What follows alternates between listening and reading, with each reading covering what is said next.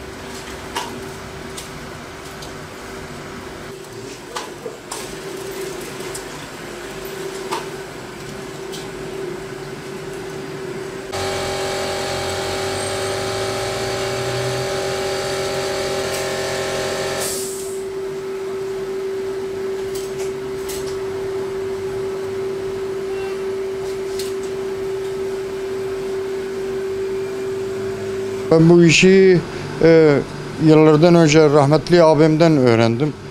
Bu işi rahmetli abim de ilk Batman'a geldiği Laz Osman diye birinden öğrendi. Ben de ondan öğrendim. Sonra abim dükkan açtı. Ben dükkanın yanında daha ortaokul döneminde abimin yanında alıştım bu işi.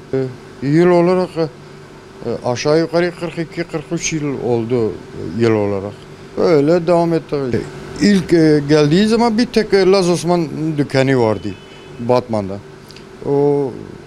Sonra rahmetli abim bir dükkan açtı. O öğrendikten sonra ben onun yanında. Ondan sonra sit elbise temizleme Laz Osman oraya sattı.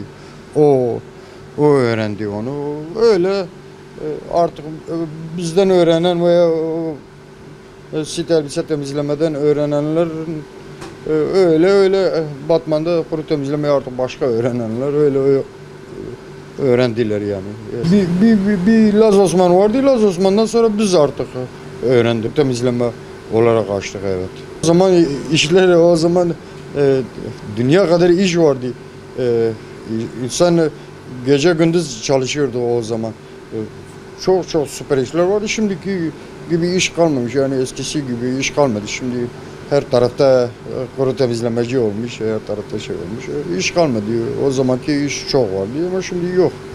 Şimdi ancak karnımızı doyuruyoruz. Yani öyle fazla bir iş kalmamış. Şu an Batman'da 14-15 tane kuru temizlemeci var. Eskiden mesela memurlar olsun, öğretmenler olsun hepsi takım elbiseyle giyinmesi mecburiydi. Şimdi hepsi spor elbiseyle, tişörtle, gömlekle giydikleri için şimdi fazla bir iş yok yani. Öyle işimiz fazla kalmamış. Öyle kuru temizleme işi fazla eskisi gibi rağbet değil yani. Çok şükür elhamdülillah gene de ekmeğimizi yiyoruz burada öyle. Devam ediyoruz. Çoluk çocuğumuzu yetiştirdik. Böyle devam ediyoruz işte. Benim 8 tane çocuğum vardı. 8 çocuğu yetiştirdim. Belli zamanlarda başka işlere de giriştik. Fakat rızkımız, kısmetimiz bu işteydi. Bu öyle devam ediyor işte. Şu anda benim takım fiyat ceket pantolon 60 liradır kardeşim. Palto, uzun palto 50 liradır. Kısa kaban 40 liradır. Böyle değişiyor işte. Değişiyor. Gömlek 20 liradır. Mont değişiyor yani. Montlar var. Farklı montlar, şişme montlar var. Kas tüyü montlar var. Onlar farklıdır. Fiyatları artık değişiyor yani. Tabii perde de oluyor. Her türlü abiye perde. Yani tekstil olarak ne varsa hepsini yapıyoruz yani. Şu anda böyle oğlum 2 kişi çalışıyoruz. Beraber kendi iş yerimizde kendimiz çalışıyoruz onunla. İnşallah o sürdürür artık. Herhalde öyle olur artık. Kendi bilir yani ne bileyim artık. Biz öğrettik. Artık ona bağlı, onlara bağlıdır. Fiyatlar birken 5'e çıktı.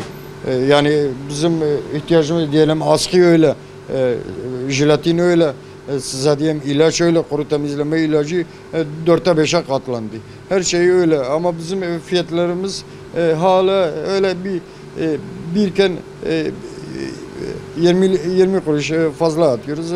Attık o da kurtarmıyor bizi yani artık. Ne kadar yapsak da gene olmuyor. Yetiyor.